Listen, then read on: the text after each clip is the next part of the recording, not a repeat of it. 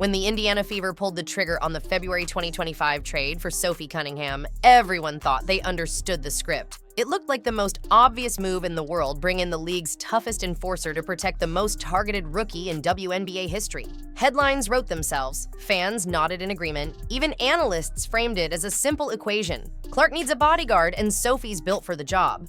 And on the surface, they weren't wrong. By that point, Caitlin Clark had taken more punishment in a single month than most veterans deal with in an entire season. Kennedy Carter's shoulder check sent her flying across the floor. Brianna Stewart's blind screen flattened her without warning. Ari McDonald's dangerous closeout on a three-pointer left her sprawled on the hardwood. And then Diamond DeShields barreled into her like she wasn't even there. The clips went viral for all the wrong reasons. Fans demanded answers. The Fever sent the league office video after video. Nothing changed. The whistles stayed silent. So when the Fever acquired Sophie Cunningham, a player known for her fire, her physicality, and her refusal to back down from anyone, the world thought Indiana finally found their answer. A protector, a shield, a player who would take the hits that Clark wasn't being protected from. But while everyone else viewed the trade as a reaction to months of chaos, the truth was far deeper. This wasn't a moment of panic or desperation. This wasn't the front office scrambling to keep Clark on her feet. Sophie didn't stumble into the role of protector. She didn't accept it reluctantly. She pursued it. Because long before the world connected their names, Sophie Cunningham was already fighting for the chance to stand beside Caitlin Clark. But to understand why, you have to know who she really is. Sophie Cunningham didn't just become tough, she was born into it. Before she learned to spell her own name, she was already breaking expectations. At just 6 years old, while most kids were still tripping over untied shoelaces, Sophie earned a black belt in Taekwondo. Her parents joked that it was just for fun, but the truth was obvious: she wore that belt like armor. Even then, she moved through the world with a confidence that didn't need permission. By high school, she was doing things girls weren't supposed to do. When the football team lost its kicker to an ACL tear, Sophie didn't hesitate. She stepped onto the field, strapped on the helmet, and went 2 for 4 on field goal attempts like it was nothing. Her entire childhood was one long pattern of challenging norms, ignoring limits, and refusing to shrink herself to fit anyone's comfort zone. Even in kindergarten, the parents of other kids complained she was too rough, too physical, too intense for a simple game of soccer. But Sophie never apologized for wanting to win. Not then, not ever. At Missouri, that intensity didn't fade, it exploded. She didn't just play, she dominated. She became the program's all-time leading scorer, piling up stat lines that didn't even seem real. 17 points per game, hundreds of rebounds, dozens of threes, 4 straight NCAA tournament appearances, national recognition. And yet, with every accomplishment, people tried to tear her down. They called her dirty, petty, aggressive, as if caring too much was a crime. But while the labels piled up, Sophie didn't flinch. She didn't soften her game or her personality. She leaned into it because conflict didn't scare her. Comfort did. Her identity wasn't shaped by applause, it was forged in fire.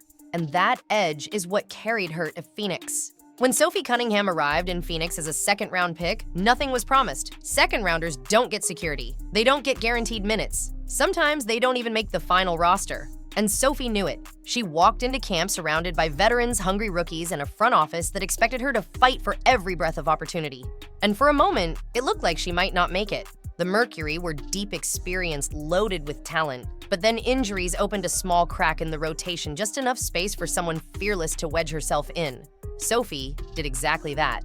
Coach Sandy Brondello praised her nonstop, the energy, the effort, the constant movement, the way she defended like every possession was life or death. But effort alone couldn't save her from the roller coaster of a young career. Her shot came and went.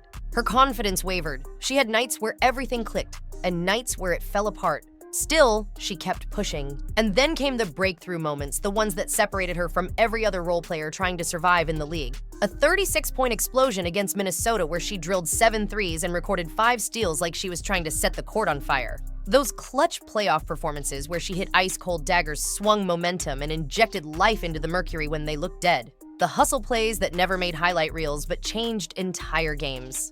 And through all of it, she was learning from the ultimate competitor, Diana Taurasi. DT taught her the psychological side of the league, how to stay ready, how to live with pressure, how to weaponize toughness. Phoenix didn't just make Sophie stronger, it made her smarter, But Phoenix was only the training ground for the moment the world would never forget. June 17th, 2025. A regular season matchup between the Connecticut Sun and the Indiana Fever was supposed to be routine, another night of Caitlin Clark carrying the Fever's offense while Sophie Cunningham handled the dirty work in the background. But all it took was one moment to ignite the biggest wildfire of the WNBA season. Midway through a heated possession, JCS Sheldon reached in and poked Clark square in the eye. It wasn't subtle. It wasn't accidental. Clark recoiled, stunned, and for a split second, the arena fell silent. Then something inside Sophie Cunningham snapped like a wire pulled too tight. She didn't hesitate. She didn't think. She launched herself into the space between Clark and the Sun players with the kind of fury only years of pent-up battles can create. In seconds, she was in the faces of the entire Connecticut bench, jawing, pointing, daring anyone to take another step toward her teammate. The Fever bench erupted. The Sun bench erupted. The refs lost control. Cameras zoomed in as players from both sides spilled onto the court coaches, shouting staff trying to restrain bodies flying in every direction. It was chaos, raw, and unscripted, the kind of moment that defines an entire season. And the internet lived for it. Within hours, the clip had millions of views. Sophie's follower count didn't just rise, it exploded, leaping from around 300,000 to over 1.4 million in days. Her jersey gone. Sold out nationwide. Sports networks ran the moment on a loop, and fans argued non-stop about what they had just witnessed. That night, the world gave her a new title. Not guard, not shooter, not role player. She was Clark's protector, the enforcer, the one person you did not mess with. But going viral was nothing compared to who she decided to confront next. The enforcer label was one thing, but nobody, not even Sophie's biggest fans, expected what came next. Protecting Clark on the court was already bold, but Sophie Cunningham took her fight straight to the top of the WNBA itself, and she did it in a way no player had ever dared. It started with a simple Instagram post, a swipe at Kathy Engelbert, the WNBA commissioner, the face of the league. But this wasn't subtle shade or a vague complaint. Sophie called her the most delusional leader in professional sports. The entire basketball world froze. Players don't talk about the commissioner like that. Not publicly, not directly, not ever. But Sophie wasn't bluffing, and she wasn't wrong. Because while the league acted like Caitlin Clark should be grateful for the platform the WNBA gave her, Sophie flipped the narrative upside down. She laid out the receipts. Clark was the engine behind the league's biggest numbers, the million viewer games, the sold-out arenas, and the historic $2 billion media deal that changed everything. 21 of the 24 games to hit a million-plus viewers had one thing in common. Clark was in all of them. Ticket sales skyrocketed everywhere she went. Merchandise numbers shattered records. The league didn't carry Clark, Clark carried the league. And Sophie made sure the world heard it loud and unapologetic. Meanwhile, she kept challenging the officials publicly, calling out no calls, posting clips, racking up technical fouls like badges of honor. Every week, she reminded the league that Clark was being hit, shoved, flattened, and the refs were doing nothing. Sophie didn't care if it hurt her reputation. She didn't care if the league office was watching. She wasn't speaking for approval. She was speaking for justice. But here's what nobody outside their locker room understood. Long before the trade became national news, long before anyone linked her name to Caitlin Clark's, Sophie Cunningham was carrying a secret that almost nobody outside her closest circle knew. While the world assumed Indiana brought her in purely as a defensive shield, the truth is far more personal and far more revealing. Back in 2024, when Sophie was still wearing a Phoenix Mercury jersey, she made a comment that barely made a ripple at the time. During an interview, she was asked about Clark's rise at Iowa, and without hesitation, Sophie smiled and said, "I'd love to play with her one day." For real, I'm a huge fan, and I never say that about anyone. Veterans don't talk like that. They don't gush over college players. They definitely don't admit they want to play with someone still years away from entering the league. But Sophie did, and she meant every word. She followed Clark's Iowa games religiously, not as a casual viewer, but as a student. She studied Clark's range, her handle, her court vision, the way she shifted momentum with a single shot. Sophie didn't just admire the superstar. She believed in her future before most of the basketball world caught up.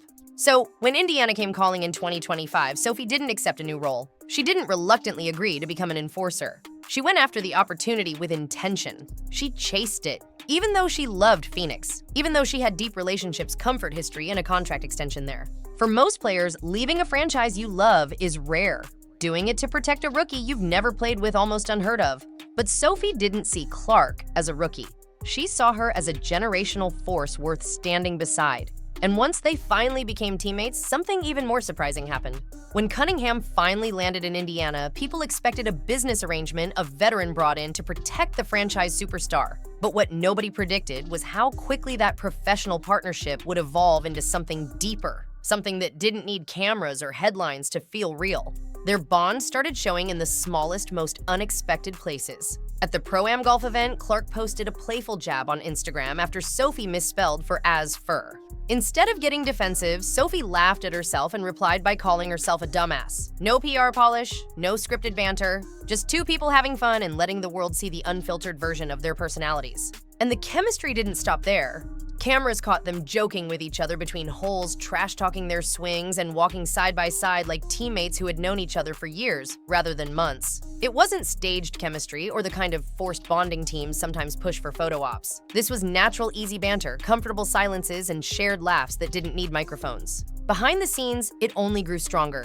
They texted constantly. They hung out off the court. They celebrated wins together and joked about mistakes. For all the chaos swirling around Clark, the physical play, the media pressure, the league politics, Sophie became the person she could actually relax around. And that's what changed everything. Sophie wasn't stepping in to confront opponents or officials because a coach told her to.